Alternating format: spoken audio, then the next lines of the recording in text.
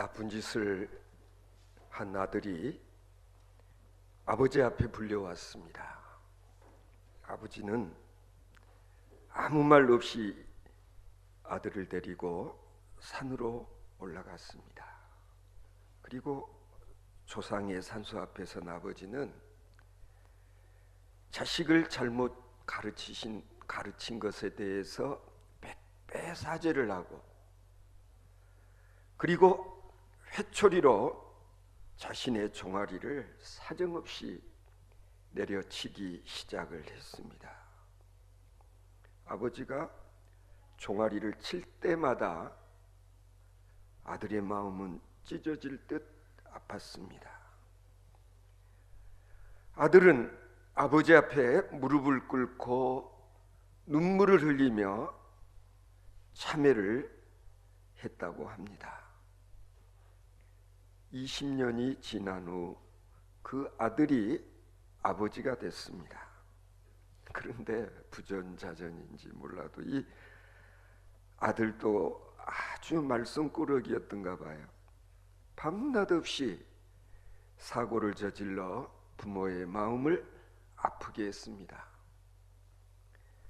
아무리 타일러도 듣지를 아니하자 이 아버지는 문득 자신의 어린 시절이 떠올랐다는 거예요. 그래서 어느 날 아버지는 매섭게 생긴 회초리를 하나 만들었습니다. 그리고 아들이 또 나쁜 짓을 저지르자 아버지는 아들을 불러놓고 회초리를 꺼내 들었습니다. 아버지는 아들이 보는 앞에서 자신의 바지를 걷어 올렸습니다. 그리고 눈물을 흘리며 회초리로 자신의 다리를 사정없이 내려치기 시작했습니다. 그러자 이 갑작스러운 광경에 놀란 아들이 마루로 뛰쳐나가면서 외치더랍니다. 뭐라고 그랬을 것 같아요? 엄마, 빨리 와봐. 아빠가 미쳤나 봐. 이 세상이 변해도 참 많이 변한 것 같습니다. 어느 아버지는 딸이 밤늦게 술을 먹고 귀가를 하자 딸의 뺨을 때렸다고 합니다. 그러자 딸은 그 아버지를 즉시 경찰에 신고를 했습니다. 아버지는 잘못을 저질렀다고 생각되는 딸에게 징계를 내린 것인데 딸은 그것을 구타나 폭력으로 받아들였던 것입니다. 여러분 경험하고 계시지 않습니까? 요즘에는요, 학교에서 매를 맞은 학생이 교사를 경찰에 신고하는 그런 일들 종종 있지 않습니까? 이 매라고 하는 것은 자식 사랑의 또 다른 구체적인 표현이기도 하지 않습니까? 우리도 학교 다닐 때 선생님이 매를 때리면서 이건 사랑의 매다, 그리고 매를 맞으면서 감사합니다, 그렇게 이야기하라고 가르치셨고 우리들은 당연히 그렇게 했었습니다. 성경 말씀엔 자식을 징계하라고 그렇게 가르칩니다. 징계가 없으면 그 자식은 사생아라고까지 하지 않습니까? 피를 나눈 아버지와 아들의 관계는 어떤 것인가? 권면이 있고, 그리고 꾸지람이 있고, 징계가 있고, 때로는 채찍질이 있으면 그 자식은, 그 아들은 친자식임이 분명합니다. 그러나 이와는 달리 무슨 짓을 해도 꾸지람도 없고 징계도 없고 채찍질도 없다면 그것은 필시 의붓자식이거나 버려진 자식임이 분명하다는 것, 어떻게 생각하십니까? 오늘 본문의 요지는 하나님 아버지께서도 사랑하는 자녀를 징계하시고 때로는 채찍질을 하신다고 했습니다. 우리 아버지들이 기뻐하는 아들을 징계함 같이 하나님께서도 사랑하는 자녀를 징계한다는 이 말씀 속에서 우리는 이런 어려운 신앙적 질문에 해답을 찾을 수 있습니다. 하나님의 자녀들인 성도들에게 왜 이와 같은 시험과 시련이 주어지고 때로는 알 수 없는 그런 고통을 당할 때가 종종 있을까? 하나님이 살아계시다면 하나님을 잘 믿으려고 애쓰는 나에게 왜 이런 고통을 당하게 하는 것일까? 그런데 그 해답을 우리는 오늘 주신 본문 말씀에서 찾을 수 있어야 됩니다. 우리가 하나님의 참 자녀라고 한다면 징계가 있는 것이 당연하다. 하나님께서도 사랑하는 자식들에게 때로는 채찍을 드실 때가 있다라는 걸 우리가 알아야 돼요. 우리 지금 시온이 은혜 다나 앉아서 예배를 드리고 있지만 이 아이들 부모에게 어린이인 것처럼, 비록 우리 어른일지라도 우리는 하나님 앞에서는 우리 모두가 다 어린 아이와 같은 존재들이 아닙니까? 하나님께서는 우리를 사랑하시기 때문에 때로는 친히 사랑의 매를 드실 때가 있는 것입니다. 왜냐하면 죄 짓는 것을 그냥 방치를 하면, 내버려 두면 죄가 죄를 낳고 그리고 결국에는 우리가 사망으로 내몰려 갈 수밖에 없기 때문에 하나님께서 때로는 우리에게 채찍을 드실 때가 있는 것입니다. 이것은 마치 마약에 중독되면 결국은 마약으로 인해서 나중에는 폐인이 되어지고 구제불능성 인간이 되고 마는 것과 같다고 할 수 있습니다.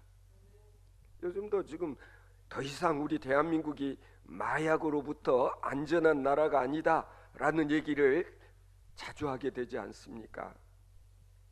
마약을 하는 자식을 보고서도 나 몰라라 내버려둘 부모가 어디 있겠습니까? 따라서 하나님께서도 때로는 우리를 징계하실 때가 있는 것입니다.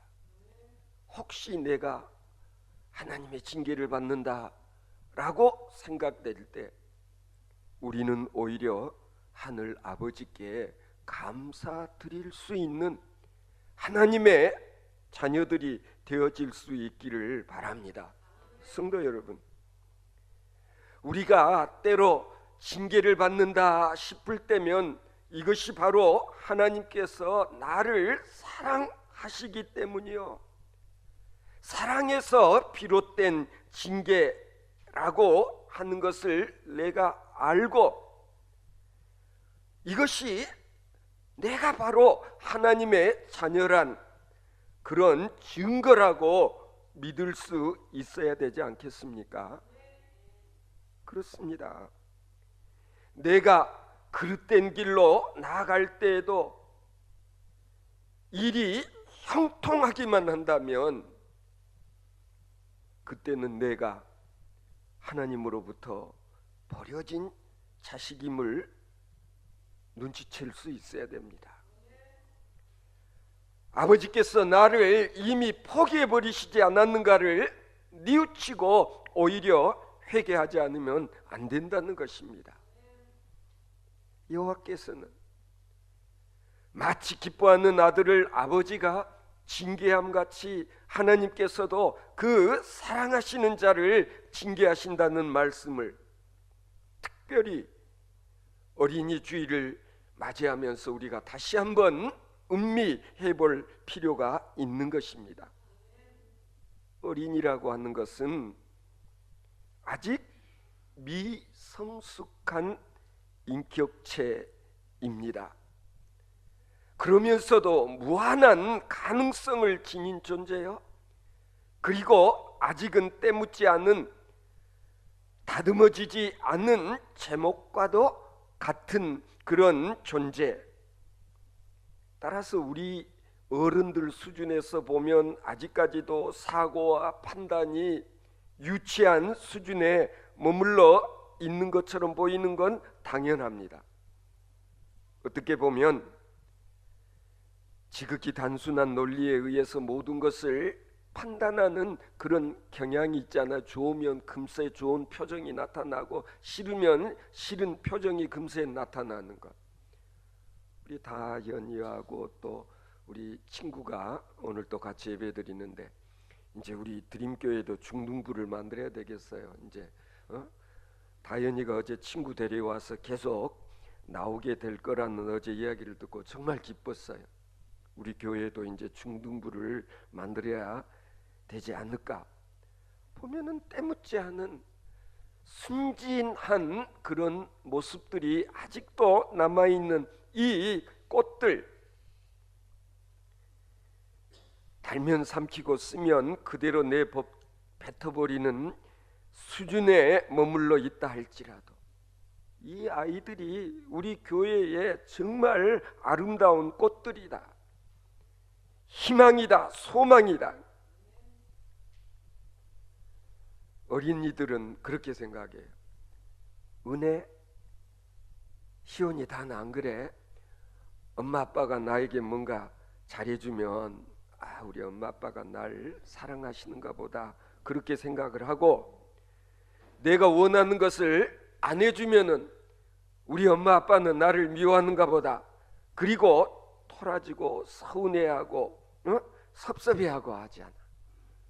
그러나 이 아이들이 점점 나이가 들면, 철이 들게 되면은요, 내가 원하는 것을 당장 해주지 않는다 할지라도 우리 부모님들은 나를 끔찍히 사랑한다는 사실을 알게 되죠.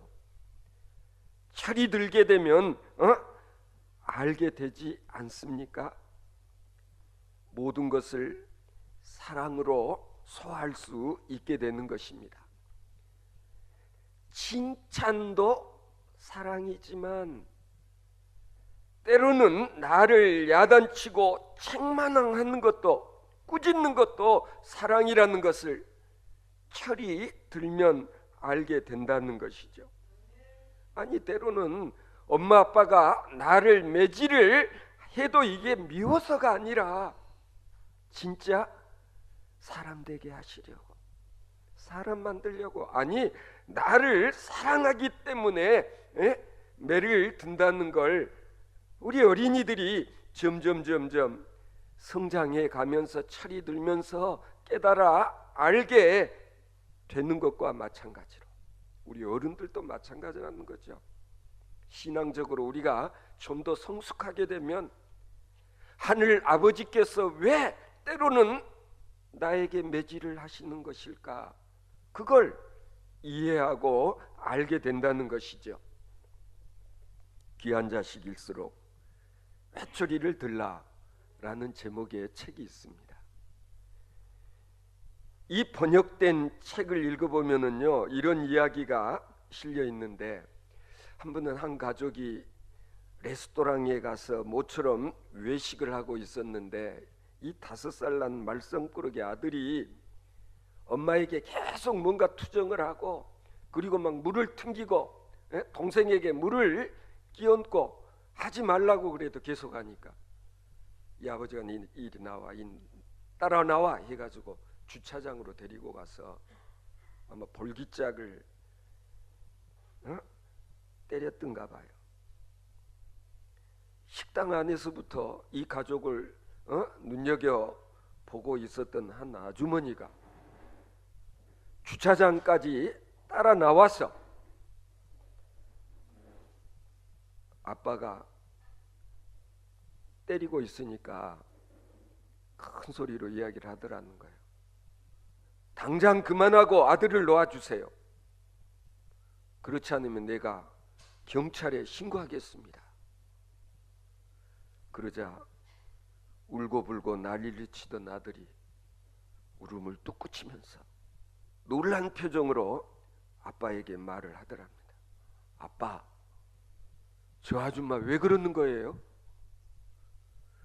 적어도 이 아들은 왜 지금 아빠가 자기를 혼내키는지 자기를 야단치는지를 알고 있었지만 불행하게도 스스로 정의의 구원자처럼 생각하는 이 아주머니는, 이 중년 부인은 이걸 몰랐다는 얘기예요. 이 책의 저자는 말합니다.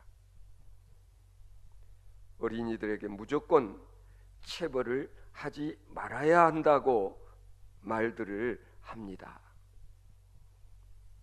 아마 미국도 마찬가지인가 봐요.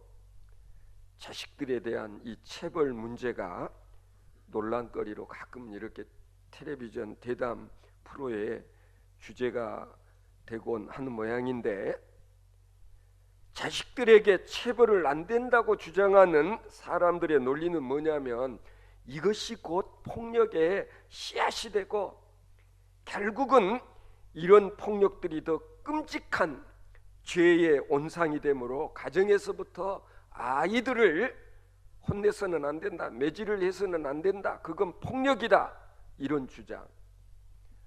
우리나라에서도 꽃으로도 아이들을 때려서는 안 된다고 주장하는 분도 계시지만은 이 책의 저자는 한마디로 헛소리 그만하시오, 이렇게 말합니다. 우리나라에서 폭력이 난무하는 것은 미국의 이야기입니다. 자식을 사랑하는 부모들의 훈육 방식에서 비롯된 체벌 때문에 그렇게 된 것이 아니다. 그러면서 주장하기를, 한 보고서를 인용하는데요, 16세 된 소년이 성장기 동안에 무려 18,000번의 살인사건을 텔레비전이나 영화를 보면서 성장을 한다고 했습니다. 적어도 평균 하루에 한 번꼴로 칼로 찌르거나 총기를 난사하는 것, 목졸라 죽이는 것, 신체 일부를 절단하는 장면과 같은 그런 폭력적인 장면을 보면서 아이들이 성장을 하는데, 이런 것들에 비하면 부모님들이 자식에게 체벌하는 것은, 그것은 정말 조족지혈에 지나지 않는다는 거예요. 그것이 우리들의 삶을 폭력적인 사회로 만드는 것처럼 말하는 것은 그건 잘못된 것이다, 그 헛소리다. 이유 있는 체벌, 이게 있어야 된다는 거예요. 저는 그래서 우리 부모님들이 학교 선생님들에게 사랑의 매를 깎아 만들어 가지고 이걸로 우리 자식들 사람 좀 되게 해달라고 선생님에게 갖다 맡기는 그런 일들 얼마 전에 보면 신문에 한번 난 걸 제가 읽은 적이 있는데, 진짜 우리 대한민국의 학부모님들이 이래야 된다는, 학교에서 체벌, 선생님들이 때로는 감정 상해서 매를 때리는 경우도 없지 않아 있기는 있을 것입니다마는, 그러나 공부 잘하라고, 사람 되라고, 그래서 선생님들이 매를 들고 체벌을 하는 것인데, 요즘에 보면 뭐 매 때렸다고 학교 와서 그냥 난리를 치는 이런 학부모님들 때문에 인성교육 포기해버린 지 오래되지 않았습니까? 가정교육 사라져버린 지 오래됐습니다. 여러분, 우리가 옛말이 결코 헛된 말이 아닙니다. 미운 자식 떡 하나 더 주고 예쁜 자식 매 하나 더 때린다라는 이 말 속에 담겨져 있는 뜻을 우리가 제대로 헤아려야 되는 것입니다. 성도 여러분, 혹시 하나님의 징계를 받고 있다고 느끼십니까? 지금 나는 하는 일마다 잘 되지를 않고 왜 이렇게 시험과 시련이 끊이지 않는지 모르겠다 싶을 때, 아니 내가 징계를 받을 때마다 하늘 아버지께서 나를 끔찍히도 사랑하시는가 보다. 이건 하나님이 내게 지금 징계를 내리시는 것이다. 그 징계야말로 내가 하나님의 자녀된 증거라고 그렇게 믿을 수 있는 저와 여러분들이 되어질 수 있기를 바랍니다. 이게 성경이 우리에게 가르쳐주고 있는 사실입니다.